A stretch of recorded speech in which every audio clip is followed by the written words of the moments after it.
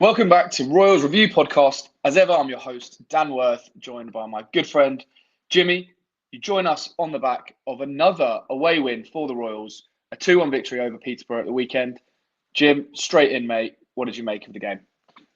Yeah, I think the overall feeling going into this match was a heavy defeat. I saw so many people on X just, almost writing the game off before it started.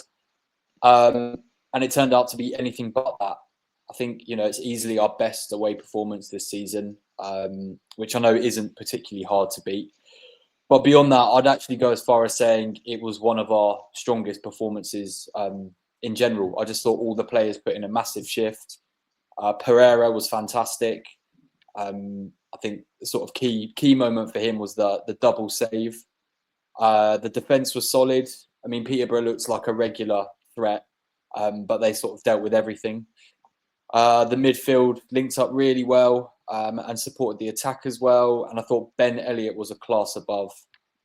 Just watching him getting to positions where he's surrounded by like two or three players and just pop out the other side with the ball still.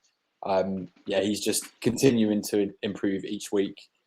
And then the attackers, obviously superb.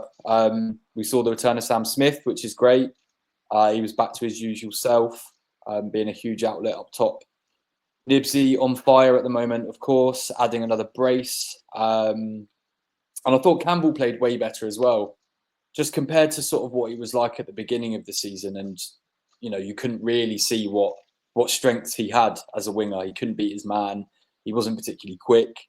But he just seems way more sort of aggressive and confident in taking on his man now.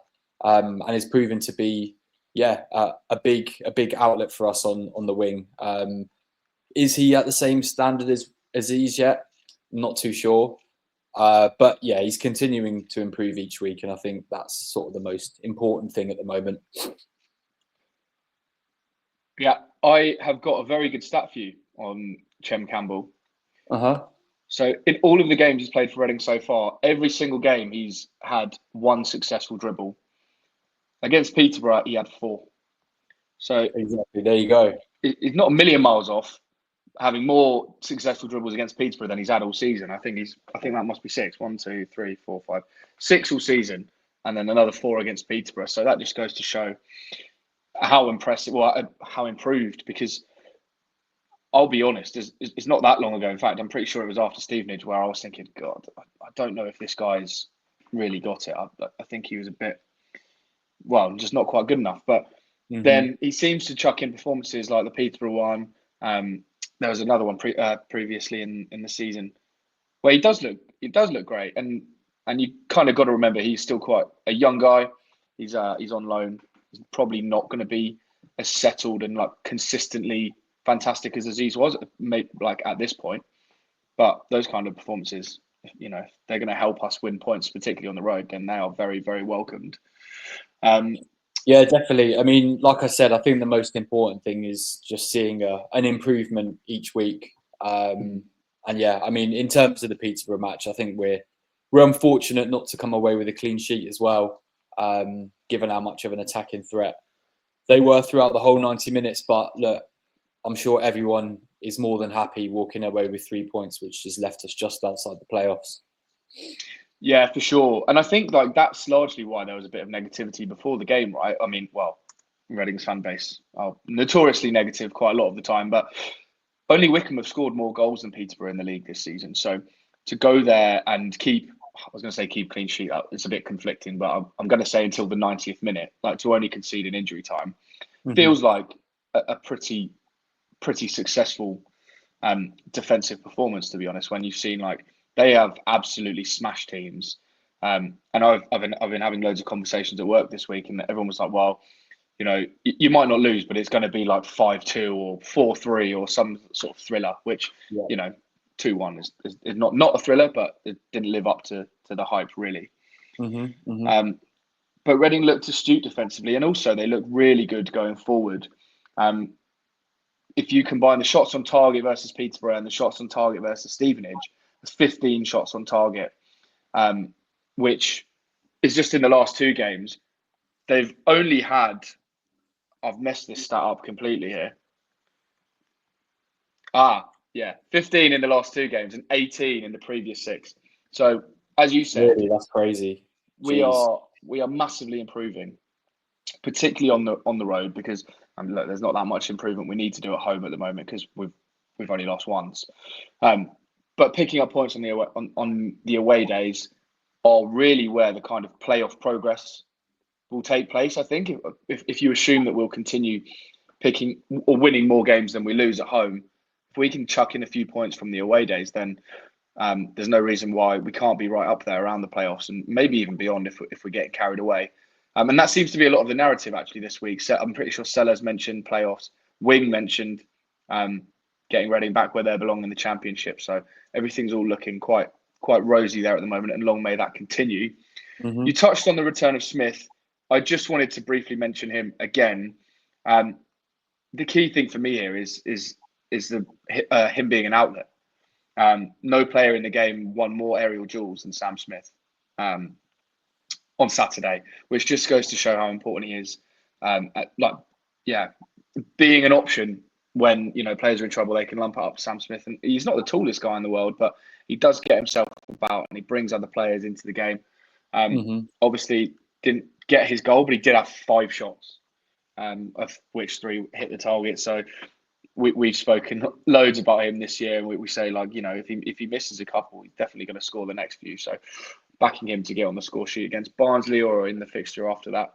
Yeah, maybe even with Harvey 2. Nicks. And I guess, sorry, just going back to your point before that. Yeah, go. We didn't have Smith against Stevenage. So what could have happened if we did have Smith in that case? It's huge that we've got him back. And hopefully he gets back on the score sheet tomorrow. Yeah, absolutely. Well, let's have a quick chat then about Harvey Nibbs. You mentioned that he's just on fire at the moment. I don't really think there's any other ways of putting it. 3 goals in his last 2. I was going to say Championship then. That's wishful thinking. 3 goals in his last 2 League One matches, and obviously another brace in the whatever cup it's called now. I think it's changed names again, hasn't it? So I just can't keep up with that. I don't even really know what I'm going to ask you here, to be honest, because you're just going to say he's very good. But any thoughts on Harvey Nibbs at the moment? I think he's playing at his best at the moment. He hadn't scored too much this season before this sort of run of form. So long may it continue. I quite like. It feels like he's sort of partnering Smith as a striker. I know against Stevenage he was the striker, but in this match against Peterborough, it sort of felt like he was alongside Smith rather than sort of just behind him. What their partnership is like off the pitch. So, and to be fair, even on the pitch with Nibbs playing as like an attacking midfielder. So him as a second striker almost. It worked wonders against Peterborough. 2 fantastic goals. He's playing brilliant at the moment. Yeah, he is. I mean, I don't know if you can claim that they linked up for the first goal, but obviously Sam Smith smacking it at the keeper's face and it falling to Harvey Nibbs. I love that they were both running over to the Peterborough fans and giving them the little shush. They're obviously on the same wavelength. And you never know. All part of the plan. Headshot. Yeah, exactly. And rebound. Yeah, headshot. Yeah, all part of the plan. I'm assuming that's down. The shushing is down to their previous relationship at Cambridge. Obviously, those guys are local rivals, but I mean, I don't care. I love to see it. We covered the attackers then. Let's have a quick chat about the defence. And Menge was forced off with an injury, and we saw the introduction of Kanu, who I thought looked pretty decent. Have you got anything more to say on the youngster? Yeah. Firstly, I guess Mbenge's out, but he's banned from the next match anyway due to yellow cards, I'm pretty sure. And it sounds like he might be back for the following game, going off of what Sellers had to say after the match. But yeah, Kanu looked solid when he came on, and I'm sure all the academy graduates and younger players that have seen more time on the bench this season, they're more than ready to put in a shift when they're asked. They know the deal with the lack of squad depth and how important they are and how much they're going to be relied upon this season. So if they're in the team, they're ready. Yeah, I agree. And we're going to come on to the Barnsley game shortly.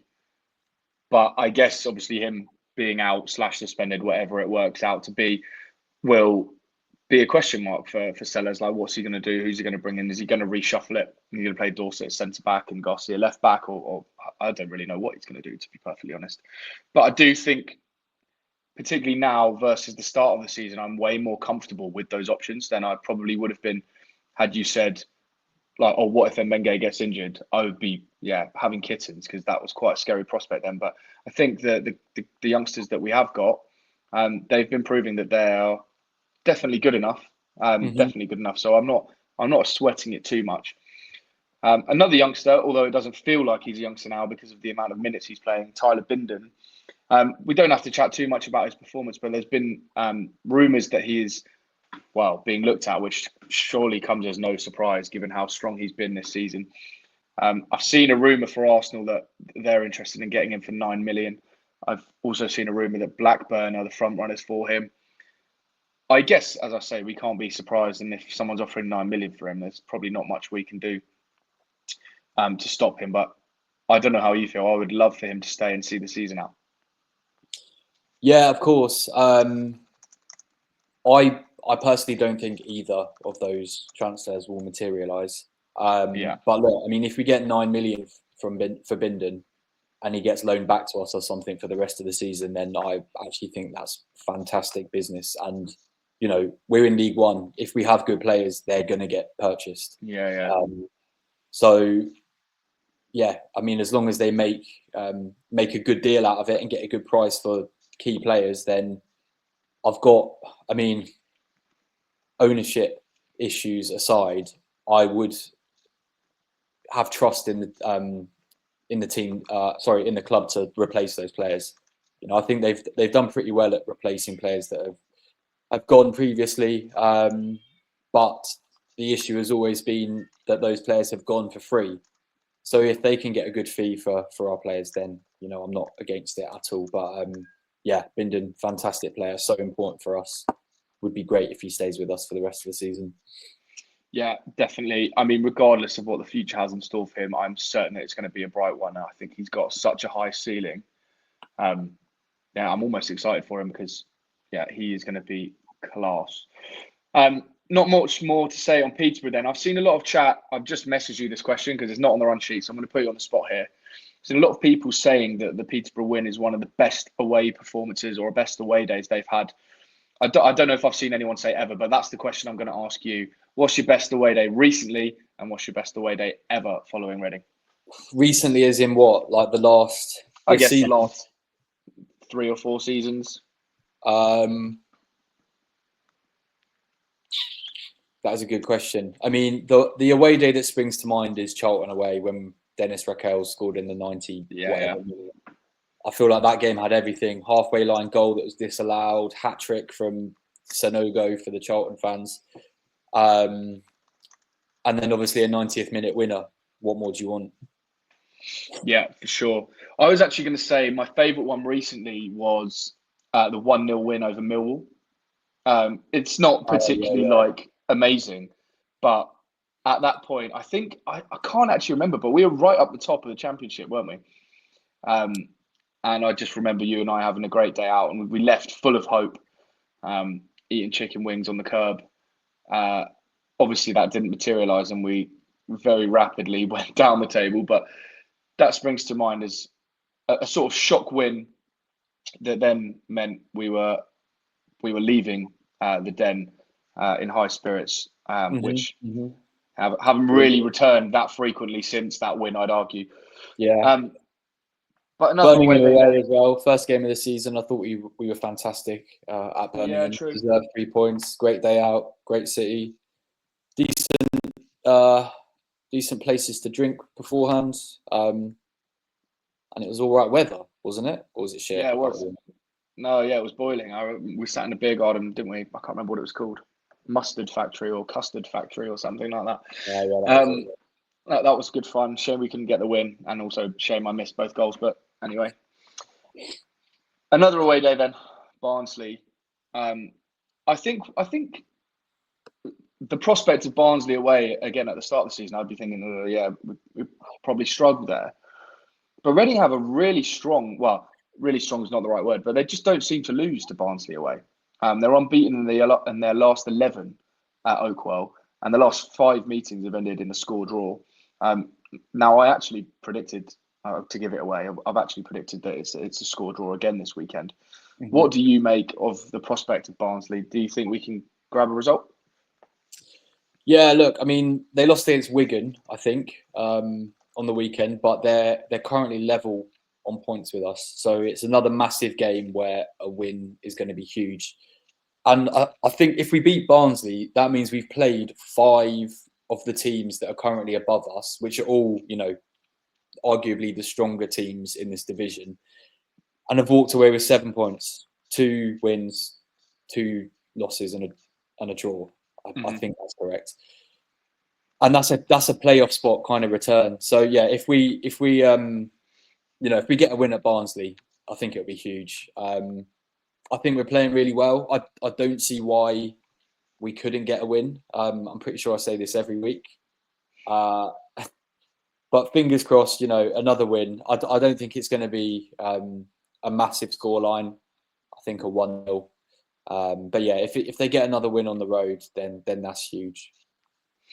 Yeah, I agree. If you look at the current form, which is the last 6 matches, Reading are third in the league with 4 wins, a draw, and a loss. Barnsley are 6th, 3 wins, 2 draws, and 1 losses. So it's 2 sides that are in form. Reading have scored 11 goals in that time, which is quite strong. So I think we could be in for a good game here. I am with you. Like, I don't see any reason why we can't go there and get a result, a point, or maybe even a win. Like, I'm still pretty brash on the fact that Reading have one of the best first teams or first 11s out there. So I don't see why we can't. And we're scoring loads of goals. I did a bit of research on it the other day, and I've decided not to write it down, so I don't actually have the stats. But we are scoring more than 1 goal, like quite a lot this season.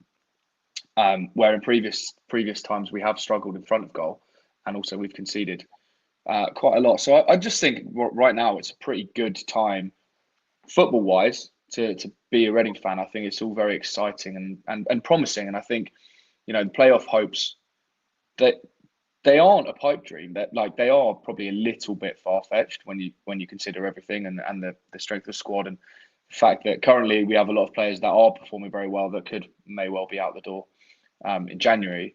But yeah, I think it's quite a good time to be a Reading fan. So long may that continue.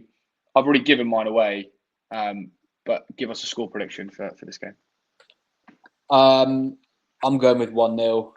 Yeah, 1-0 to Reading. To Reading, of course. Yeah. Well, Sam Smith is due a goal after 5 shots and nothing. Yeah, exactly. Last weekend. So I'm pretty happy with that. No questions this week, unfortunately, but we have been away for a while, so maybe we've lost relevance on X and our social platforms. So we'll be right back now that the football is coming thick and fast. But thanks as ever, Jim, for joining me. On to Barnsley tomorrow night, so we'll be back pretty soon. But until then, come on, you R's! Nice one, mate. See you later.